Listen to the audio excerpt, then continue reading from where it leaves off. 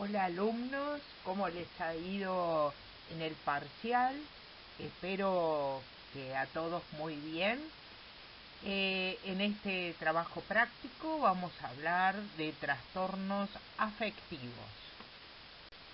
Esta es una clasificación de trastornos afectivos según el DSM-4, donde considera a los trastornos depresivos, a los trastornos bipolares, a los trastornos del ánimo debido a enfermedad médica o a condición médica general y a los trastornos del ánimo inducidos por sustancias.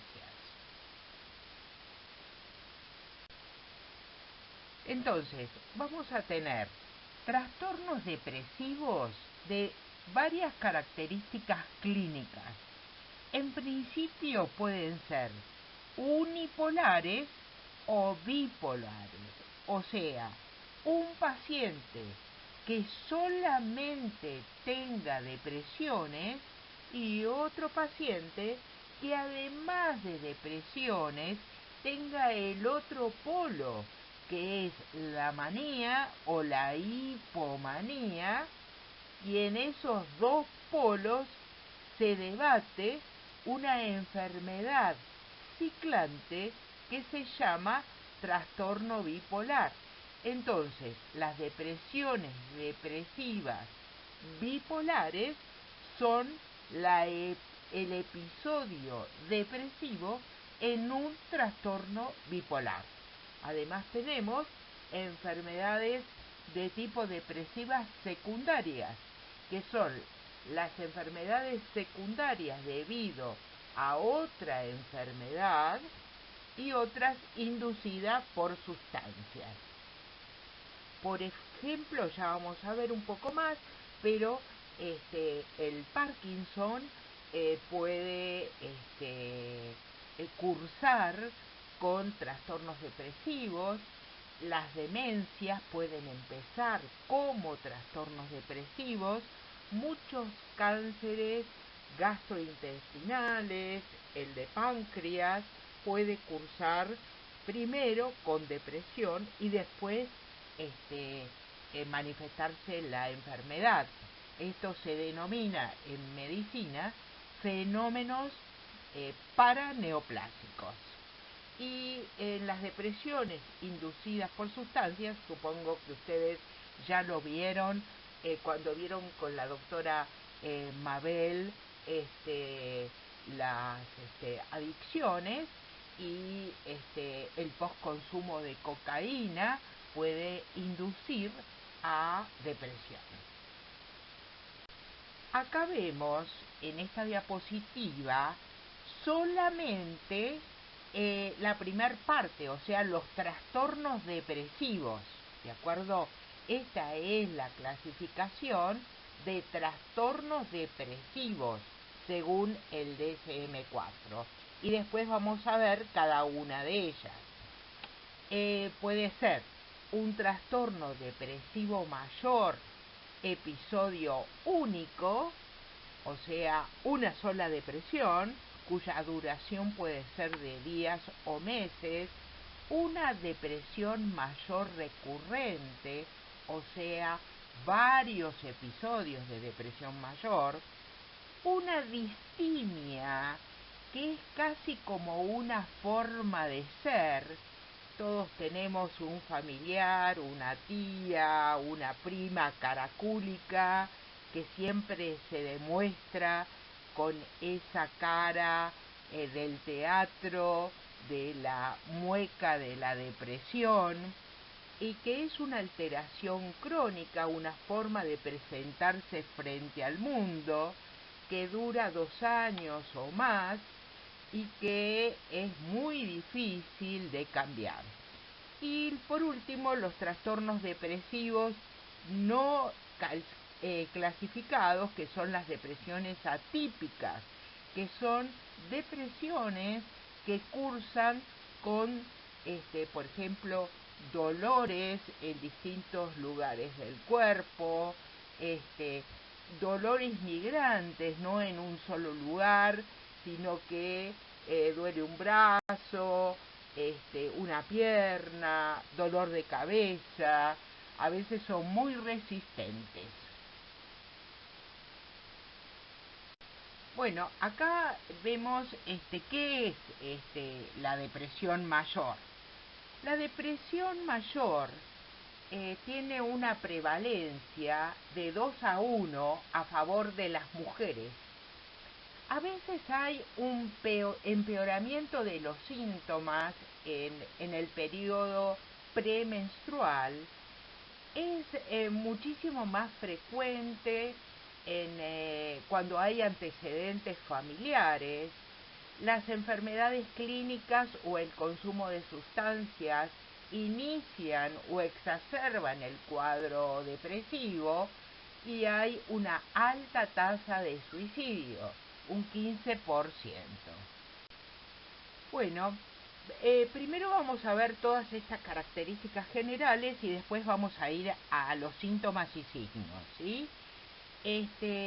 ¿Cómo evoluciona la depresión mayor? Tiene un periodo prodrómico, o sea, antes de que se desencadene, antes de que aparezcan los síntomas y signos, que puede durar muchas semanas o meses. Por lo menos dura al menos 2 semanas. La duración sin tratamiento suele ser de 6 semanas a 1 año, pero es tan el sufrimiento que seguramente el paciente va a consultar antes. Y del 5 al 10% de los casos aparecerá un episodio maníaco en el cuadro. Con tratamiento, fíjense, del 20 al 30% de los casos tienen una remisión parcial, o sea que no cura totalmente.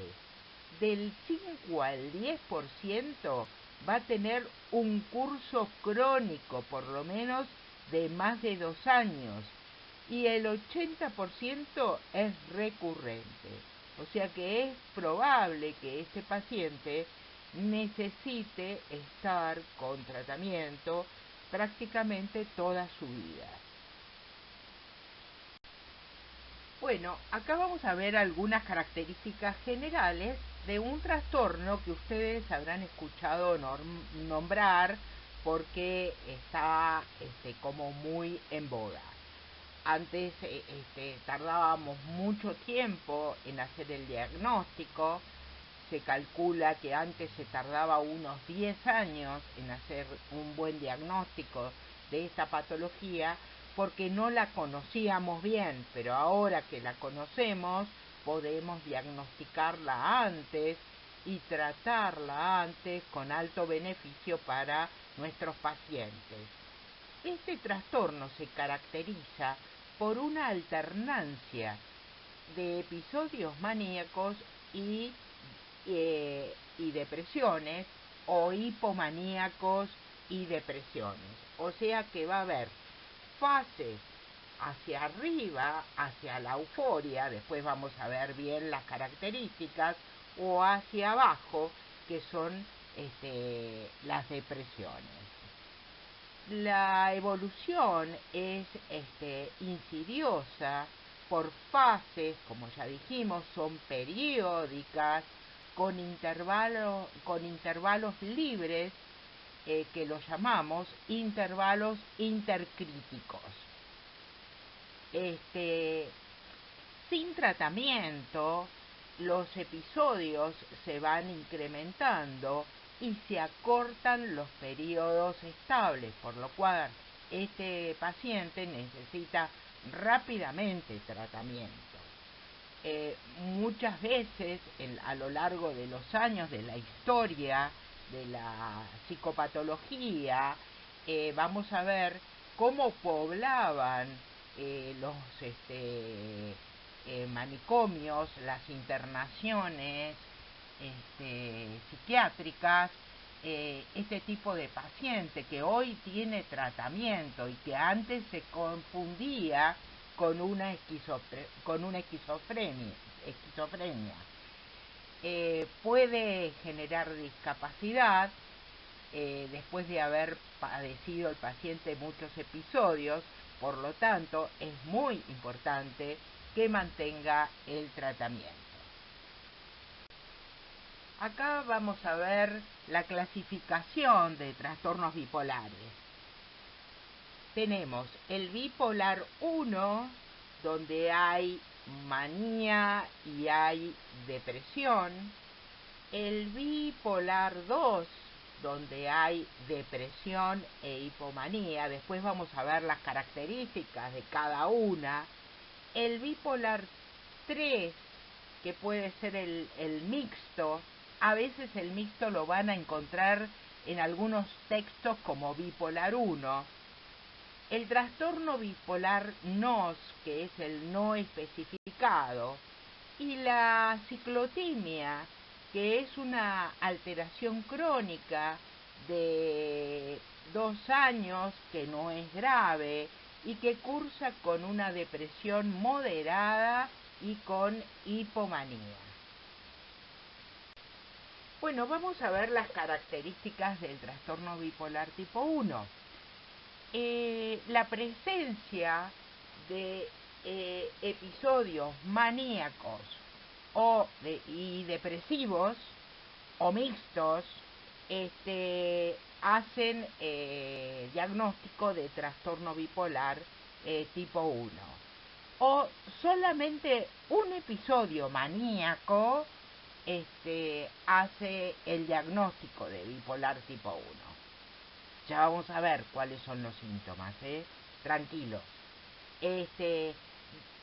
Tiene una altísima tasa de suicidio, del 20 al 30% no se recuperan y mantienen una labilidad afectiva, dificultades en las relaciones sociales y laborales, a pesar del tratamiento.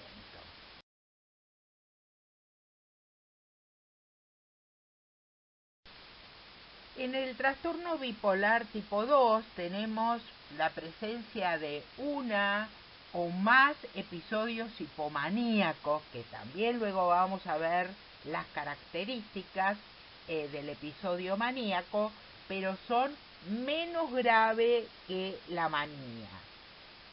También tiene una alta tasa de suicidios, es más frecuente en las mujeres, se asocia al consumo de sustancias, a pacientes con trastornos límite de la personalidad, a trastornos de angustia y al trastorno de déficit con hiperactividad.